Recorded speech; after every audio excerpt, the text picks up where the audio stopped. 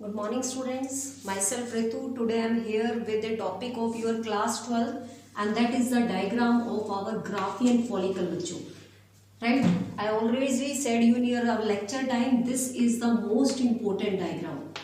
ये हमारा सबसे इम्पोर्टेंट डायग्राम है स्टूडेंट जो कि बोर्ड में बहुत बार अराइज होता है and this diagram is lightly visualised in our NCERT book but in the paper exam this question or this diagram arise in our 3 mark. It means we have to make this diagram with complete labeling. Graafian follicle हमने पढ़ा बच्चों oogenesis के दौरान में. हमारा पहले primary follicle बनेगा, primary से सेकेंडरी, सेकेंडरी से टर्शरी और फिर अपना एक मैच्योर फॉलिकल बनता है जिसको हम क्या बुलाते हैं, ग्राफियन फॉलिकल बुलाते हैं. तो ग्राफियन फॉलिकल को हम मैच्योर फॉलिकल बोलते हैं जिसके अंदर कंप्लीटली हमारा जो oocyte होता है this is our secondary oocyte जो कि पूरी तरीके से मैच्योर हो चुका होता है जिसमें क्या होता है हमारे ओव्यूल कंप्लीटली डेवलप होने वाला होता है जैसे ही स्पर्म अपना हेड एम्बिड करता है. It means the oocyte differentiate into the ovum one. Here is the nucleus which is present inside this secondary oocyte which contains a haploid type of your genetic material haploids one cell. उसके बाद हम देखते हैं इसके चारों तरफ हमें एक लेयर दिखाई दे रही है जिसको हम क्या बुलाते हैं बच्चों, जोना पेलुसिडा. ये हर चीज आपको लेबलिंग के लिए आनी चाहिए कि कौन कौन से. I am talking from the outside to the inside. सबसे पहले न्यूक्लियस था, फिर हमने इसके बाद की जो लेयर आई है जोना पेलुसिडा और इस कंप्लीट को हम बुलाते हैं बच्चों सेकेंडरी oocyte. जब हम इस सेकेंडरी oocyte को देखते हैं इसके चारों तरफ हमें काफी सारे सेल्स दिखाई देते हैं.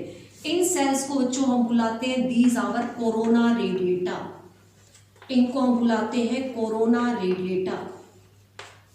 तो ये चीज भी हमें याद रखनी है. These the cells which occupy the secondary oocyte that is known as corona radiata. अब हम देखते हैं ये जो अपना सेकेंडरी oocyte है ये एक तरफ प्रेजेंट होता है और जुड़ा रहता है हमारे इस फॉलिकुलर सेल्स की लेयर्स के जिनको हम बुलाते हैं बच्चों ग्रेनुलोसा सेल्स.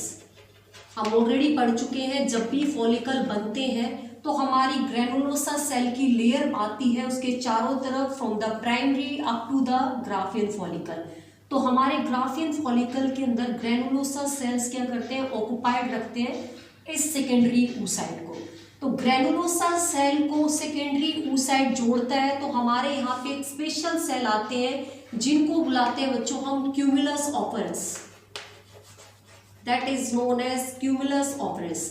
तो बच्चों ये सेल का भी हमें नाम याद रखना है जिसने सेकेंडरी oocyte को ग्रेनुलोसा सेल से जोड़ा है and these are near this region that is known as cumulus one. ठीक है, इनको क्यूमुलस सेल्स भी बुला देते हैं. ऑपरेंस मीन्स oocyte को जोड़ने वाले. फिर उसके बाद हम देखते हैं बच्चों बाहर की तरफ हमें यहाँ पे ग्रेनुलोसा सेल की लेयर दिख रही है.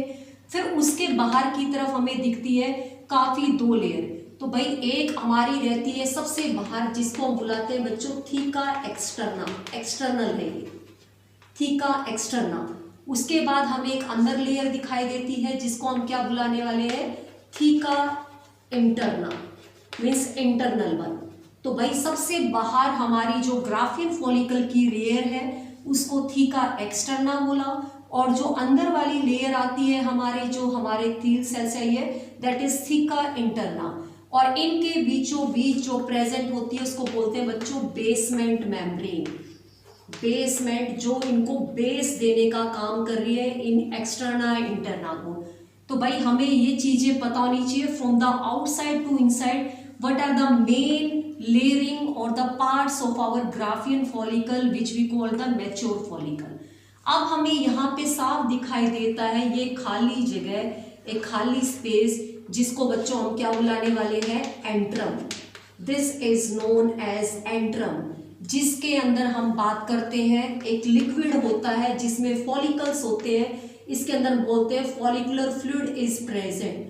Follicular fluid is present. तो भाई इसके अंदर फॉलिकल्स होते हैं वो लिक्विफाइड फॉर्म में होते हैं जो कि अपनी एंट्रम कैविटी कहलाती है जिसके अंदर एंट्रम अपना एक फ्लूइड मटेरियल होता है. तो these are the different parts of our Graafian follicle जिसमें से बच्चों आपके कोई भी 4 से 5 पार्ट लेबलिंग के लिए आते हैं। आपको ये हर पार्ट के बारे में पता होना चाहिए। This is really the most important of our Graafian follicle diagram. तो note down these points and try to practise this diagram. This is really the most important. चलिए, we further discuss about the how the embryonic formation occurs and how the further embryo development occur in our next video. So note down these things. Bye everyone.